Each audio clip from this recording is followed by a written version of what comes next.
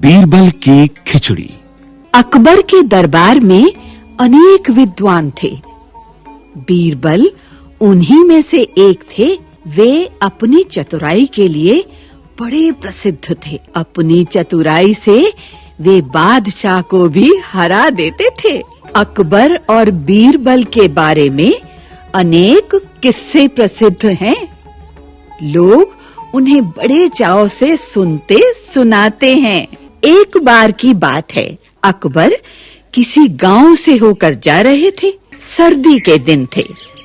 जब बादशाह अपने साथियों के साथ वहां पहुंचे तो ब्रह्मदत्त नाम का एक ब्राह्मण कह रहा था कि मैं यमुना के पानी में रात भर खड़ा रह सकता हूँ। अकबर को इस बात पर विश्वास नहीं हुआ। उन्होंने ब्रह्मदत्त से कहा कि यदि तुम सारी रात पानी में खड़े रहो तो मैं तुम्हें थैली भर मोहरे इनाम में दूंगा। ब्रह्मदत्त मान गया। अगली रात ब्रह्मदत्त यमुना के ठंडे जल में पूरे समय खड़ा रहा। प्रातः वह बादशाह के दरबार में आया। बादशाह ने आश्चर्य से पूछा, तुम इतनी सर्दी में सारी रात पानी में कैसे खड़े रहे? ब्रह्मदत्त ने नम्रता से उत्तर दिया, महाराज, आपके राजमहल से दीपक का प्रकाश आ रहा था।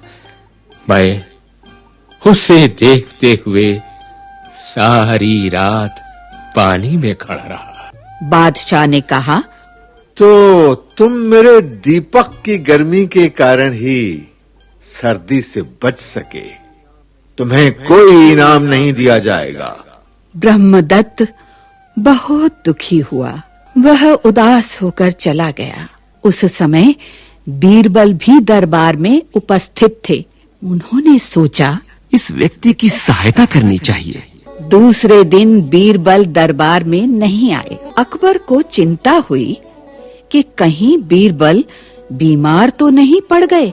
उन्होंने बीरबल को बुला भेजा। बीरबल ने कहलवाया कि मैं खिचड़ी पका रहा हूँ, पक जाने पर दरबार में हाजिर हो जाऊंगा। अगले दिन बीरबल को फिर दरबार में न देखकर फिर वे बोले, चलो स्वयं ही जाकर देखें कि बीरबल कैसी खिचड़ी पका रहा है। जब बादशाह बीरबल के यहाँ पहुँचे तो उन्होंने देखा कि एक लंबे बांस के ऊपरी सिरे पर एक हांडी लटकी हुई है। हांडी के काफी नीचे जमीन पर बहुत थोड़ी सी आग जल रही है। बादशाह ने हैरानी से पूछा, बीरबल, भला यह खिचड़ी कैसे पक सकती है? हांडी तो आग से बहुत दूर है। बीरबल ने उत्तर दिया, हुजूर, अगर कोई राजमहल के दीपक की गर्मी के सहारे सारी रात ठंडे पानी में खड़ा रह सकता है, तो इस आग से मेरी खिचड़ी क्यों नहीं पक सकती? अकबर को बात समझ में आ गई। उन्होंने दूसरे दिन ब्रह्मदत्त को दरबार में बुलाया और बड़े सम्मान के साथ उसे मोहरों की थैली भेंट की।